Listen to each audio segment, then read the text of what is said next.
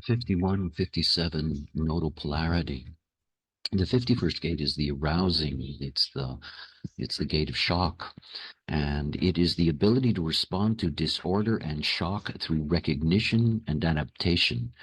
And of course, obviously, when we're talking about this as a nodal environment, it's clear that we're going to have a stage upon which disorder and shock are going to be the meat of that environment, and that you're going to deal with beings who, are representatives of that disorder, that you're going to see dysfunction in the society, that there is going to be shock that is going to be around. And it's not so much, again, that the shock is personal, but the shock is in the environment. In other words, to see the results of that. The other thing is the 51st gate is about bravery or foolishness or courage. And of course, all of these are aspects of the environment that is going to be there when you have a 51st node. In other words, that environment, trying to deal with the disorder and the shock. And of course, on the other side, you have the 57th gate, the gentle. And this is an extraordinary gate. It is the deepest theme of intuition that we have coming out of the spleen. And the 57th gate operates uniquely in the sense that it is operating through three other gates. Its connection to the 34, the 10, or the 20 in what is both integration and the individual process. This is the extraordinary power of clarity. But again, to really grasp the depth of the 56 as a nodal environment is to understand that this is a nodal environment where the real theme is the fear of tomorrow.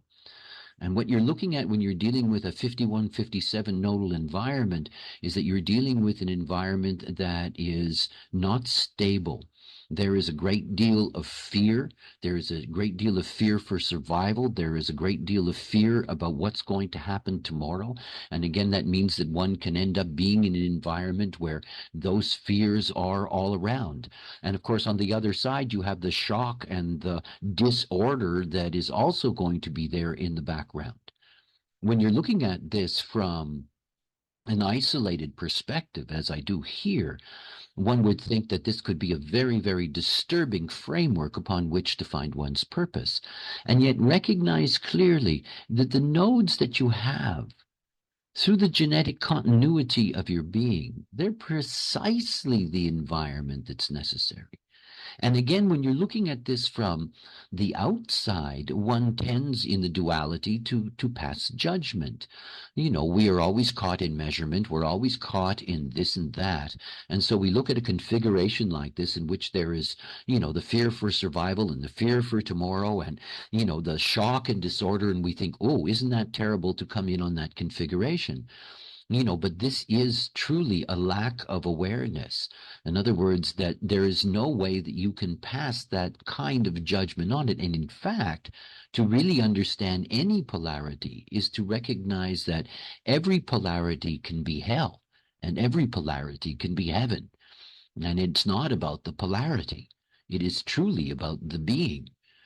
See, the most fascinating thing about purpose, that is the nature of one's profile and cross, is that it can only be fulfilled within the context of the environment of the life. I mean, they're made for each other.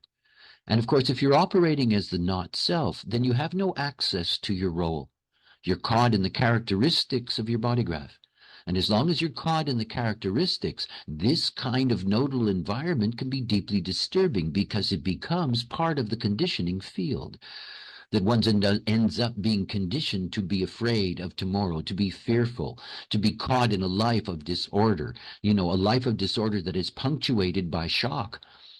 But the moment that one goes beyond the characteristics, and one is able to operate correctly as oneself and begins to live out the true nature of one's role, then you discover that this is the ideal environment, because it is the environment that is there to nurture that perfection of you as a unique and differentiated being.